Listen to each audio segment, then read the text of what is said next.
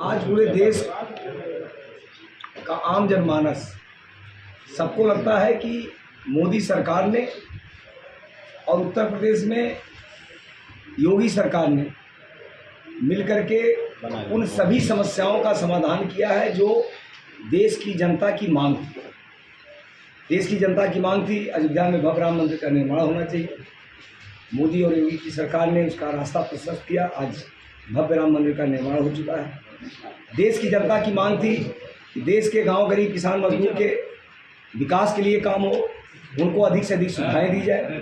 मोदी सरकार ने गरीब कल्याण की अनगिनत योजना बना करके जो सुविधाएं 65 वर्षों में नहीं मिल पाई थी वो इन 10 वर्षों में मोदी और योगी की सरकार में लोगों को मिली हैं।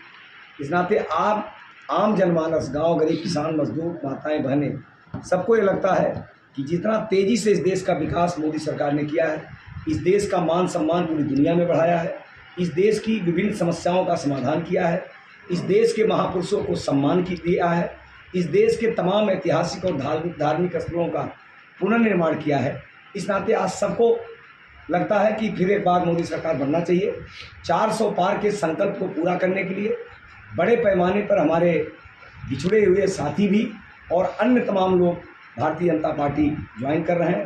भारतीय जनता पार्टी को, मोदी जी को, योगी जी को अपना आशीर्वाद दे रहे हैं। निश्चित रूप से हम ऐसे सभी लोगों का, और खासकर सुदामा जी आज ज्वाइन कर रहे हैं। सुदामा जी हमारे साथ पहले से ही रहे हैं। बीच में कुछ मुद्दों से मतभेद होने के कारण हमसे अलग थे, लेकिन लगातार अलग होने के बाद भी बस्ती के तमाम समस्याओं के समाधान के लिए, तमाम मुद्दों के समाधान के लिए ये संघर्ष करते रहे हैं और उसके समाधान के लिए इन्होंने प्रयास किया है। आज हम सब भारतीय जनता पार्टी में आपका स्वागत करते हैं। कल महेंद्र जो विधायक हैं, महेंद्र यादव, कल कई राजपूत लोगों को अपनी पार्टी में शामिल किया और दावा किया कि भाजपा से विमुख होकर आए हैं। अब ये तो उनको पता है कि समाजवादी पार्टी से कितने लोग विमुख होकर के पिछले 2 महीनों में भारतीय जनता पार्टी ज्वाइन कर चुके हैं। रही बात भाजपा में, उसमें जो भी नाम दिए हैं, एक भी नाम भाजपा का कोई कार्यकर्ता है, पदाधिकारी रहा है तो आप हमको साबित कर दीजिए। जिनका नाम उन्होंने लिया है वो ऑलरेडी बसपा से चुनाव लड़े थे और ऑलरेडी बसपा के, जो सपा के वर्तमान प्रत्याशी, उनके साथ रहे। एक मैसेज नहीं, भाई देखो, ऐसा है, हर जाति के लोग 100% तो किसी साथ रहते नहीं है। हर जाति के लोग हर पार्टी में नेता है, तो स्वाभाविक वो पहले से उनके साथ थे।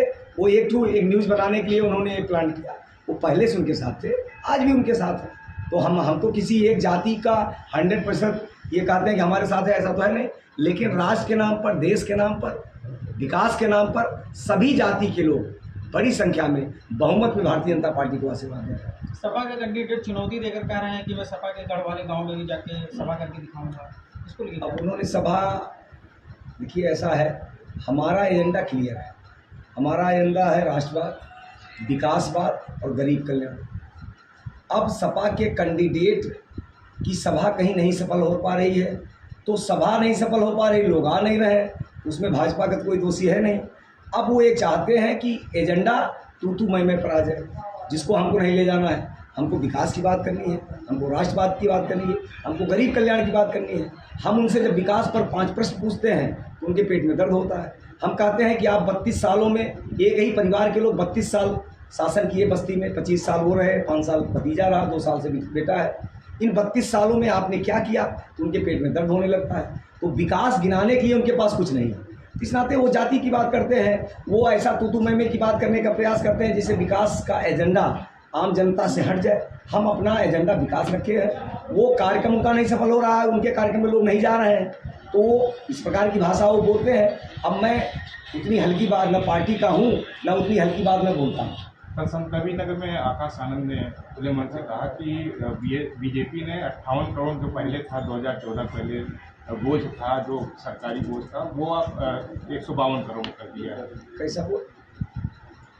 कर्ज 152 करोड़? हाँ, नहीं, 1,000 करोड़।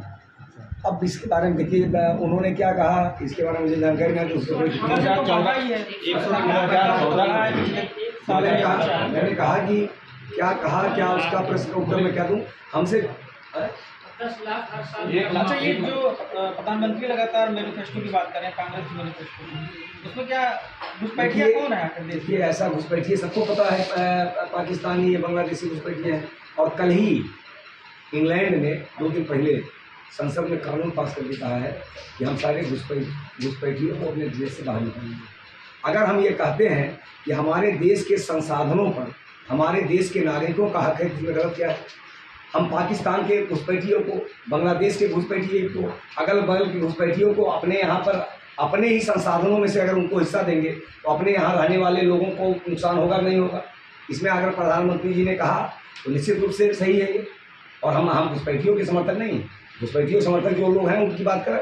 हम चाहते हैं कि हमारे देश के संसाधनों पर हमारे देश के नागरिकों का हक है, ना कि बांग्लादेश पाकिस्तान के नागरिकों का हक है। क्या विपक्ष अगर सरकार सत्ता में आती है तो क्या देश का इस्लामीकरण करने की मंशा है? देखिए, उनकी मंशा तो सब लोग जानते हैं। पिछले समय में भी उनकी क्या मंशा रही है। जिस प्रकार वो तुष्टीकरण करते हैं विकास योजनाओं में, आपको याद होगा उन्हीं की पार्टी के प्राइम मिनिस्टर ने अपने लोकसभा में और अपने भाषणों में कहा था कि देश के संसाधनों पर पहला है अल्पसंख्यकों का है। हमने तो कहा नहीं, हम कहते हैं कि देश के संसाधनों पर सबका हक है और बराबर का हक। क्या मंगलसूत्र भी छीन लिया जाएगा, ऐसा कुछ? अभी तो कांग्रेस पार्टी ने कहा कि सभी की प्रॉपर्टी की हम जांच कराएंगे, स्कैन कराएंगे और उसको समान रूप से सब में बांट देंगे। तो सभी की प्रॉपर्टी में मंगलसूत्र भी आता है, जेवरात भी आते हैं। ये तो उनके मैनिफेस्टो में आप पढ़ लीजिए कि हम सभी की प्रॉपर्टी का मूल्यांकन करेंगे और राहुल गांधी ने कहा स्कैन भी करवाएंगे। कहीं अगर छुपा के रखा हो तो मशीन से खोज लेंगे और खोज करके सब में समान रूप से बांट देंगे। प्रियंका गांधी करेंगी 400 पार का नारा, कड़ी पार में बदलेगा, जनता बदलेगी। ये प्रियंका गांधी जी क्या कहती है, राहुल गांधी जी कहते हैं, देश की जनता उसको सीरियस नहीं लेती है।